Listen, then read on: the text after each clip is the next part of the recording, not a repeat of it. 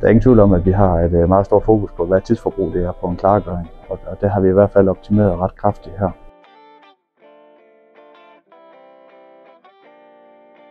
Et simpelt og et enkelt produkt at bruge. Vi sparer tid. Den er god til at fjerne gamle skidt og alger og den slags, og fælger bruger vi den i øvrigt også til. Vi kan også bruge den indvendigt. Vi bruger den faktisk både til sæder og komplet indvendig kabine. Jeg har også brugt den meget til motorrum. Det er ikke så hårdt ved tingene, at man bruger den her damper, og den er meget effektiv. Den løsner det skidt, der er dernede. Og er hver dæk til det, så er vi indenfor.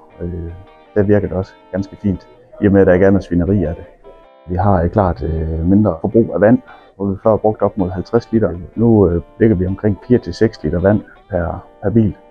Vi bruger væsentligt mindre kemi ved at vi har damperen, fordi den simpelthen gør arbejdet.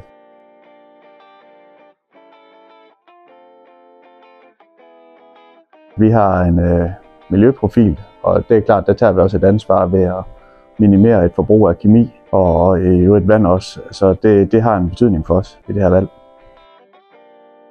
Jamen, der er ikke nogen tvivl om, at det var lige en forandringsproces for vores medarbejdere, der skulle vende sig til, at tingene skulle gøres lidt anderledes. Det var også en større overvejelse, om vi hele tiden skulle have den. Vi har fået en god oplæring i, hvordan produktet skulle bruges. Som vi er kommet i gang med det, så er det jo klart, at så kan de godt se fordelene ved det. Og jeg er faktisk rigtig glad for det i dag.